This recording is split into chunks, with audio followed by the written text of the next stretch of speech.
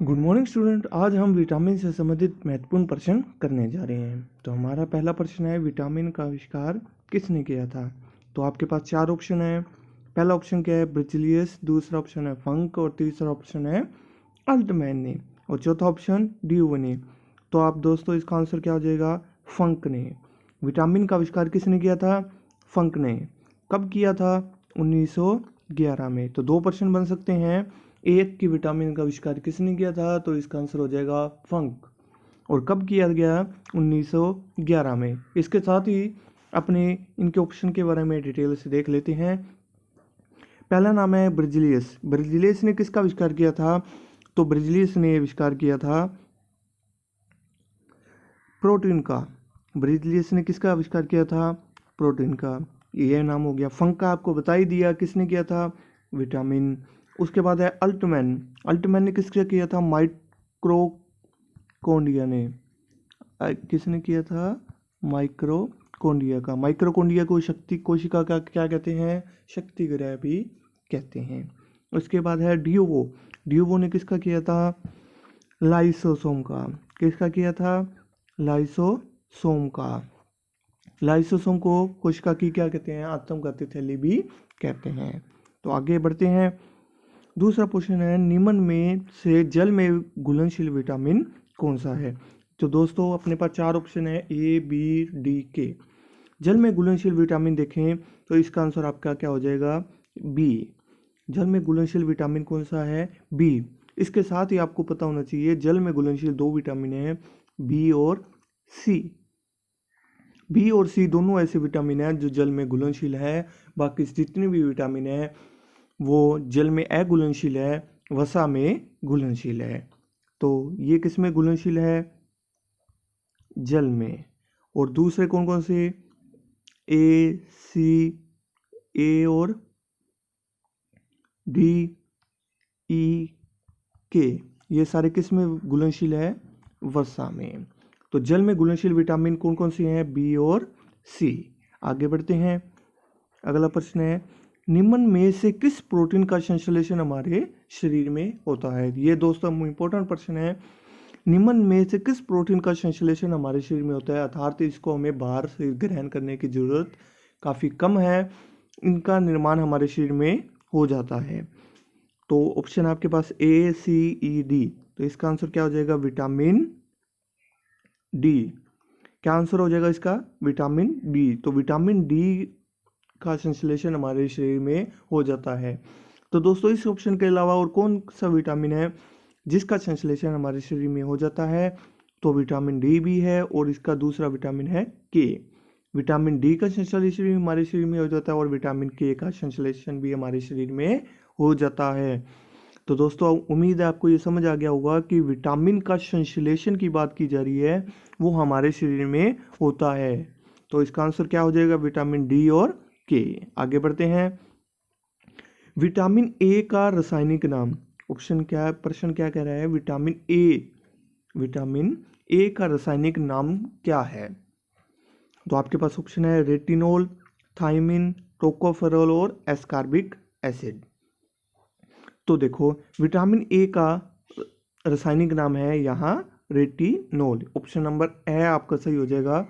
Vitamin A का रासायनिक नाम क्या है, रेटिनोल। तो इसका आंसर हो गया। अब ये तीन ऑप्शन हो रहे हैं, उनके बारे में अपने देख लेते हैं। तो नाम क्या है बे का, थायमिन। थायमिन किस विटामिन का रासायनिक नाम है, तो आपका ऑप्शन हो जाएगा बी, या B1 भी कह सकते हैं आप इसे। दूसरा क्या है, टोकोफेरोल। टोकोफेरोल किस विटामिन का रासायनिक नाम है, तो इसका आंसर आपका हो जाएगा विटामिन ई। विटामिन ई का रासायनिक नाम क्या है, टोकोफेरोल। ये भी हो गया। उसके बाद है एस्कॉर्बिक एसिड। एस्कॉर्बिक एसिड किस विटामिन का रासायनिक नाम है, तो इसका आंसर आपके पास क्या हो जाएगा, सी। विटामिन सी का रासायनिक नाम क्या है, एस्कॉर्बिक एसिड।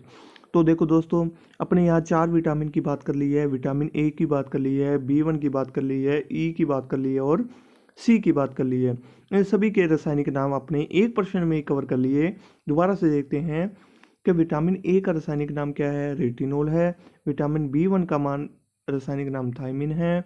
और ई का रासायनिक नाम टोकोफेरोल है और सी का रासायनिक नाम एस्कॉर्बिक एसिड है। अब आगे बढ़ते हैं। रक्त का थक्का बनाने में कौन सा विटामिन सहायक है? तो यहाँ बात हो रही है जी रक्त का थक्का बनाने में। तो ऑप्शन आपके पास सी है, डी है, के है और ए है। तो इस आपका आंसर क्या हो जाएगा? विटामिन के।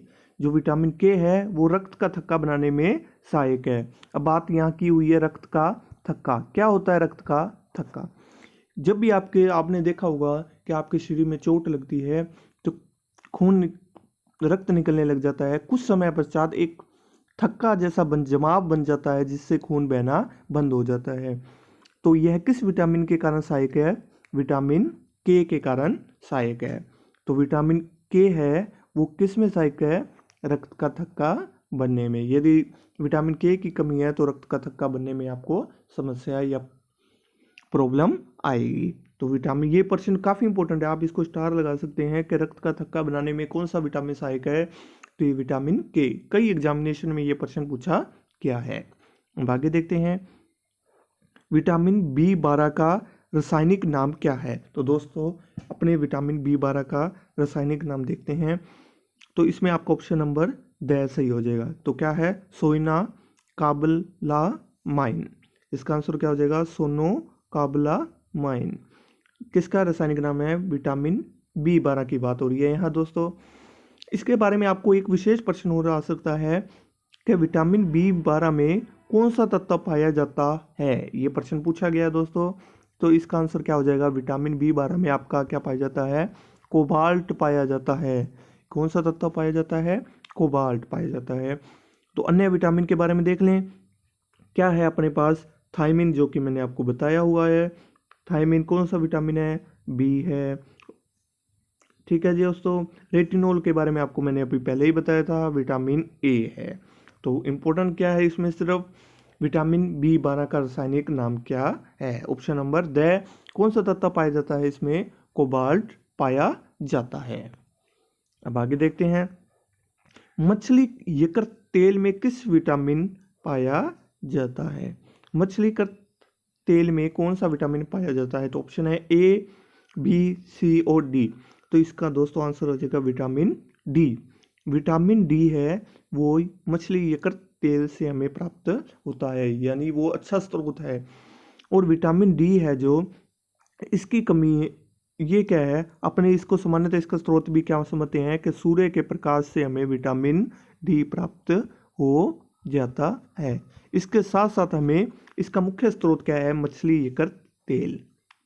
तो पता चल गया होगा मछली यकृत तेल में कौन सा विटामिन पाया जाता है? Vitamin D. आगे बढ़ते हैं दोस्तों।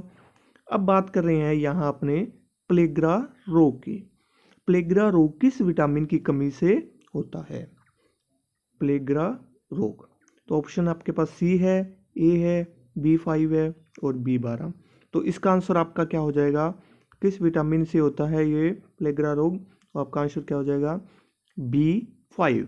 B5 से क्या होता है? प्लेग्रा रोग। अब बात करते हैं ये प्लेग्रा रोग क्या है। प्लेग्रा रोग क्या होता है? ये अपनी जो आपकी त्वचा है इसमें सफ़ेद क्या हो जाते हैं, जो दाद आ जाते हैं, वो ही क्या है? प्लेग्रा रोग है। ये किस विटामिन की कमी से होता है? विटामिन B5 की कमी से प्लेग्रा रोग हो जाता है। अब विटामिन B5 आपको पता चल गया प्लेग्रा रोग किस विटामिन की कमी से होता है? विटामिन B5 की कमी से। अब आगे बढ़ते हैं दोस्तों। रिकेट्स नामक रोग किस विटामिन की कमी से होता है? देखो विटामिन ए, फिर क्या है? बी है और सी है और डी है। किस विटामिन की कमी से रिकेट्स रोग होता है? विटामिन सी की कमी से रिकेट्स रोग होता है। अब देखो विटामिन ए का नाम है, विटामिन ए के बारे में आपने देख लेते हैं। कौन से विटामिन ए की कमी से कौन सा रोग होता है? तो इसका आंसर क्या हो जाएगा?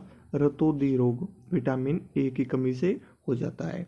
उसके बाद नंबर 2 क्या है? बी। बी से क्या होता है? बेरी बेरी नामक रोग हो जाता है। 2 विटामिन के, तीसरा विटामिन और देख लिया। अब है विटामिन डी। विटामिन डी की कमी से कौन सा रोग होता है? रिकेट्स नामक रोग हो जाता है।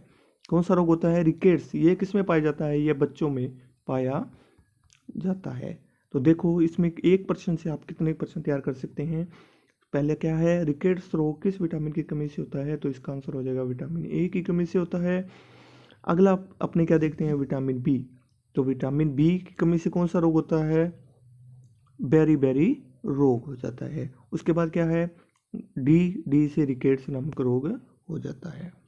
आगे हम देखते हैं, नींबू संतरा नारंगी खट्टे पदार्थ किस विटामिन के स्रोत हैं। तो आपके ऑप्शन 4 दिए हुए हैं, इसका आंसर क्या हो जाएगा, विटामिन सी। विटामिन सी का क्या है, नींबू संतरा नारंगी है। अब आपको ये याद रखने का एक बेस्ट तरीका है कि जितने भी खट्टे पदार्थ हैं वो सारे किसके हैं, सी से हैं। और कौन सा रोग हो जाता है, स्कर्वी रोग होता है इस विटामिन की कमी से। तो उम्मीद है दोस्तों आपको ये वीडियो पसंद आया होगा।